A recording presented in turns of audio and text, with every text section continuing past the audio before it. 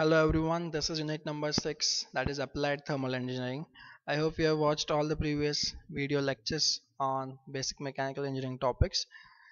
In this lecture we are going to start with the applications of thermal engineering, and here we are briefly discussing the principles and understanding of the topic which is given in the syllabus.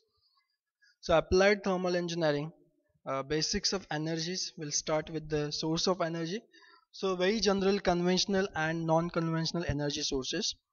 In conventional form we know that the coal, water, nuclear energy, petroleum products, natural gases, they are in a conventional form.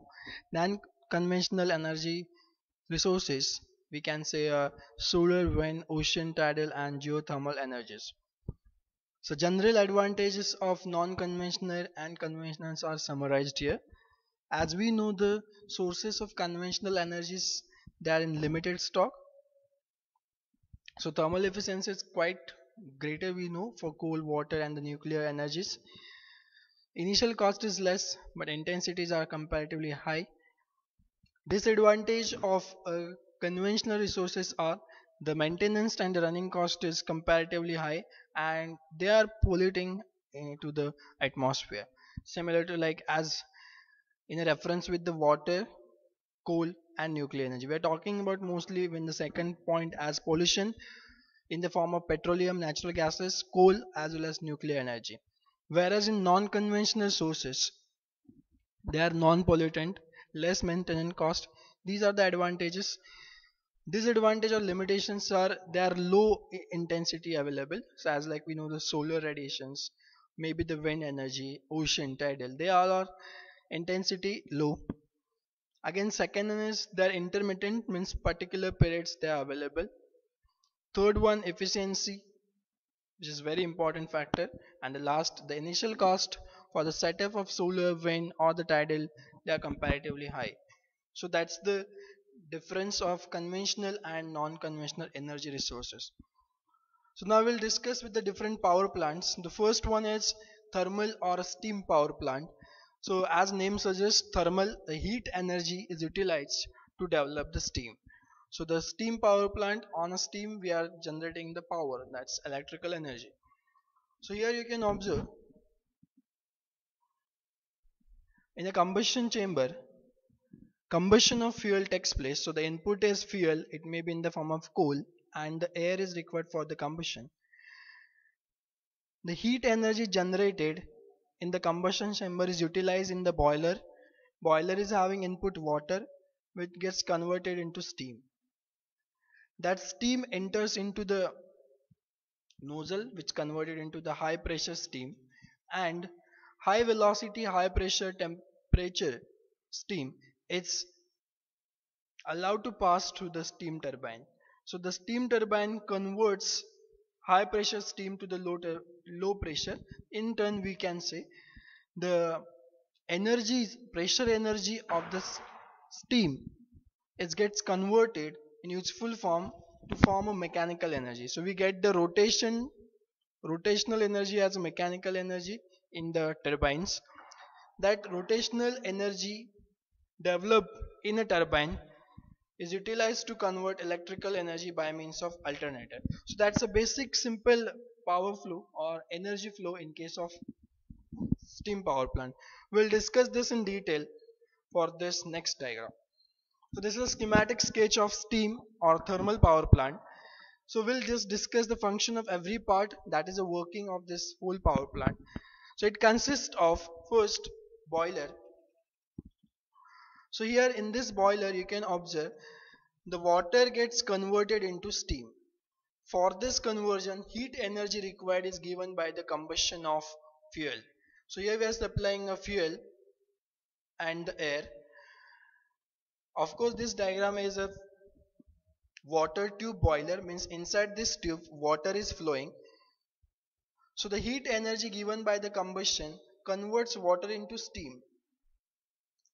That steam is allowed to pass over turbine blades, and it will give the rotational energy, and again this steam will pass to the condenser. Mechanical energy given by turbine is connected on the same shaft to the alternator or generator.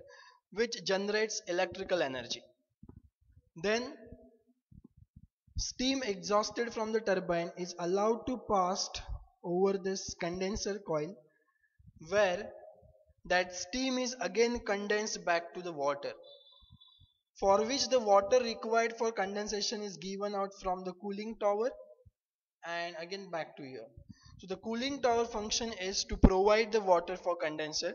So here we required large amount of water to condense the steam from the turbine. Water condensed is stored here, and again the same water is recirculated back to the boiler. So that is whole working of steam or thermal power plant. Out of boiler, the hot flue gases generated are given back to the atmosphere through the chimney. So these are the constructional part. So the basic principle and the working, once again I'll repeat with the few point important which will require for next all power plant. So function of this boiler is to develop the high pressure steam. The steam is allowed to pass over the turbine blade, which will convert the pressure of the steam into mechanical energy. Mechanical energy of the blade or on the shaft is connected to the generator shaft or alternator, which will generate electricity. Steam from the turbine is condensed in the condenser by using cooling water or cooling tower water, and that water is again recirculated back to boiler.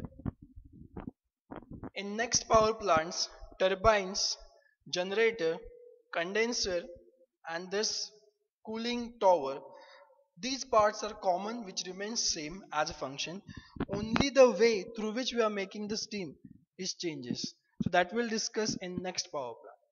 So this is a very common thermal or steam power plant which develops the power by using high pressure steam. Next one is a nuclear power plant. In nuclear power plant, nuclear reaction, that is nuclear chain fission reaction takes place, where nucleus of an radioactive element atom splits into the smaller parts, and which generate a very large amount of energy which we are utilizing to convert water into steam. So rest of the part is same. So in this diagram you will observe nuclear power plant.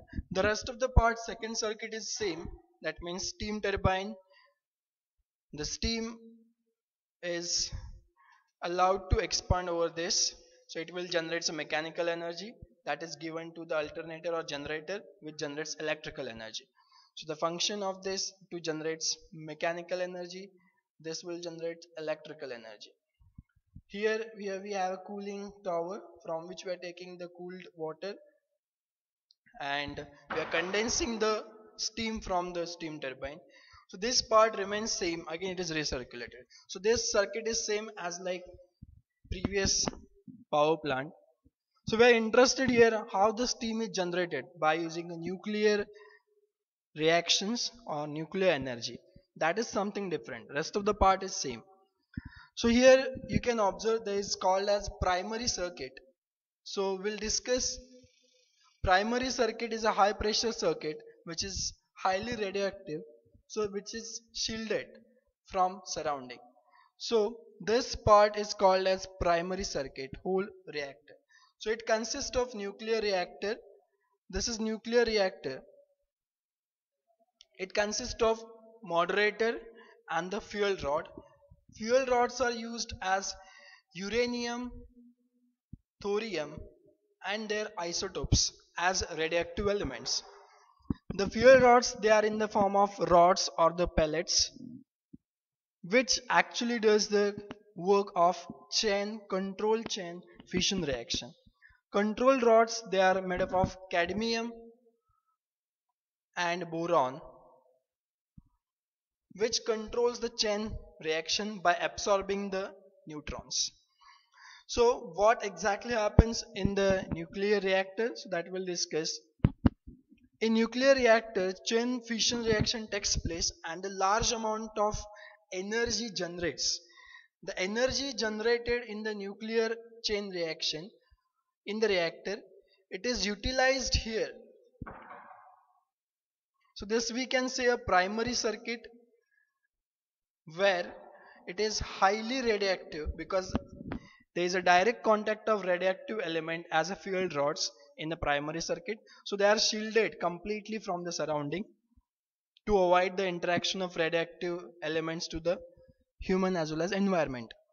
So here nuclear chain fission reaction takes place, and that energy liberated or eliminated by the reaction, it is utilized to convert the water into steam, that is by using of heat exchanger. So here we are using one heat exchanger. So you'll observe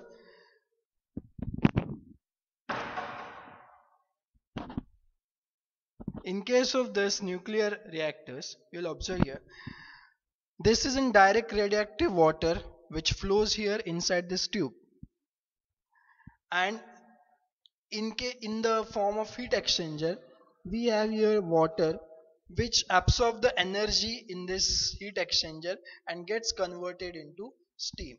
So the water pump circulate water into heat exchanger, and that is gets converted into steam by absorbing heat into the heat exchanger, where there is an indirect contact of this primary circuit water and this is water which actually turns into the steam.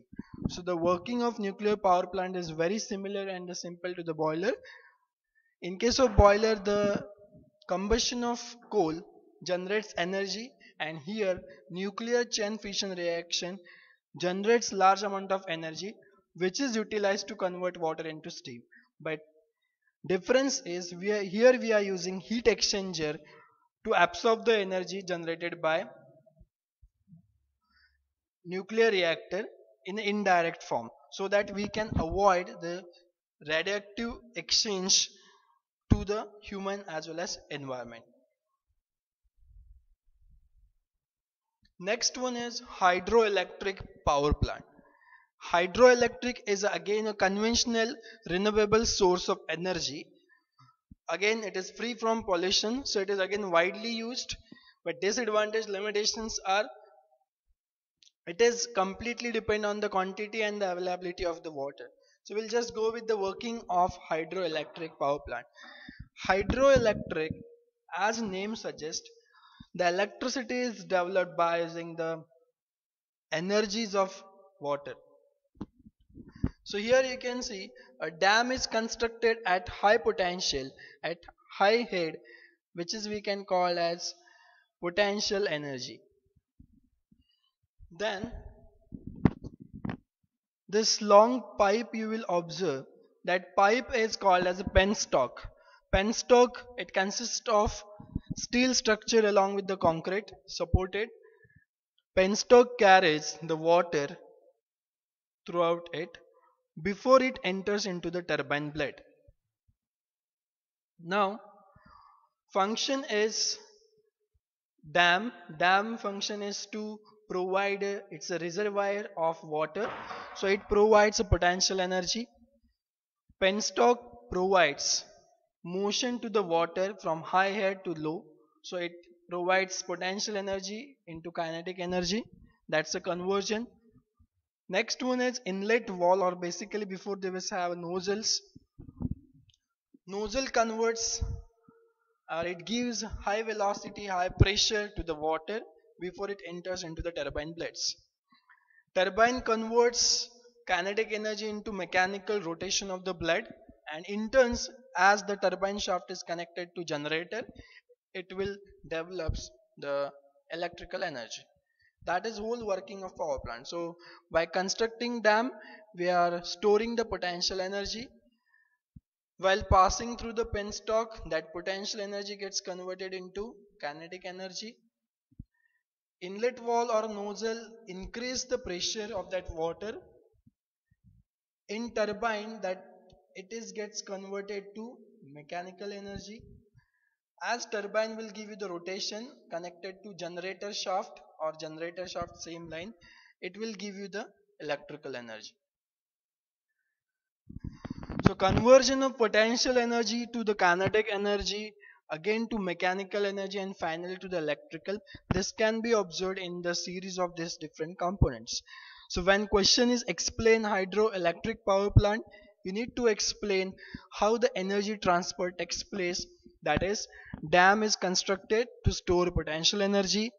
Penstocks gives the, or it converts potential energy of water into kinetic energy that can be raised by using nozzle or wall. Finally, turbine blades, high pressure water enters into the turbine blades and which will develop mechanical energy. Finally, mechanical energy of turbine is connected to generator shaft, so it will generate electrical energy. This is our concern part, how the hydroelectric power plant works. The next one is solar power plant. Solar energy, again it is available freely. So again it is most common form of energy available to utilize or to convert in a larger scale as power plant. So simple schematic diagram is explained. Again we are using a solar power plant. It is expected to draw this kind of diagram in exam. So solar power plant, the turbine, generator, condenser and the pump. The secondary circuit is same as previously explained. So I don't think so this is need to explain all these components. So only this is additional part as a, similar to the heat exchanger basically. So solar radiation falls onto the solar collectors. We can say it collects the solar energy, solar radiation from the sun, and it will turn the water from water to steam or at high temperature water. The energy of this water, it's exchange into the another heat exchanger. You can say this as a heat exchanger instead of a butane boiler. You can write this as heat exchanger. This is one line, you can connect like this. So the heat absorbed by a solar radiation in a primary circuit, it is given out into the heat exchanger which converts water into steam. So same principle, the formation of the steam, it is by using of solar energy. Rest the part, turbine, generator, condenser, pump and this heat exchanger is same like previous power plant. So you need to explain how solar radiation converts the water into steam. That is very general. In a primary circuit, the water flows, and by taking the heat from the sun, that water gets converted to the steam or high temperature water, and it transfer the heat here in a heat exchanger, and again it is recirculated back. Heat absorbed into that heat exchanger converts the water into steam. It is condensed and circulated back. Generator develops electrical energy as it is connected to turbine shaft. Next, last power plant is the wind. Again, the wind power plants are generated electricity when there is a high velocity winds are available. We keep a normal range of more than 8 kmph, kilometer per hour. So wind power plants are available along the sea coast as well as at the high altitudes in the hilly region. Advantage is the wind power is a clean and non-polluting sources of energies. Another advantage, it has a very low maintenance cost, operating cost, so it can be used in the specific region. Limitation, it needs a high capital investment as a high capital cost. So now we'll discuss the working of it. Very simple and logical. You can draw the schematic sketch of this. When a high velocity wind enters or it turns or it touches the rotor blade, it will turn the rotor blade, and as it will turn rotor blade which is connected to the shaft of a gearbox as well as on the generator, which will in turn generates electricity by the principle of mutual inductance. And finally, to increase the speed of the shaft, we are using a gearbox. To adjust the rotation of the turbine blade, we are having a mechanism or different sensors to adjust the rotation or the position of the blade according to the position or the velocity of the wind. Transform is utilized to step up the voltage many times, as it is the rotational speed of the rotor blade of the wind power plants are very low, so that can be amplified by using the gear train as well as the transformer. So the basic principle, the wind velocity and wind high velocity wind, when it enters on this, it will turn to the blade which is connected to the shaft, where we can increase the speed. Generator generates the electricity as it is connected to the same shaft. That power developed can be step up by using step up transformer and recirculated back to the as and when where it is needed. So basically this is a principle of wind power plant. I hope you understood all the power plant except last wind, rest also having basic principle of turbine, condenser, cooling tower as well as heat exchanger. You need to remember only the things how the electricity or how the steam is converted by means of different energy. In case of steam power plant, we have a boiler. For solar we are using solar energy. For hydroelectric we have water. Nuclear we are using uranium, thorium as radioactive element, and to control that we are using a control rod of cadmium and borons. So basically the things are almost same in all power plant. You need to remember how the steam is generated by using a different energy resources. I hope you understood all the content. If you have any doubt, please let me know in the comment section. Thank you.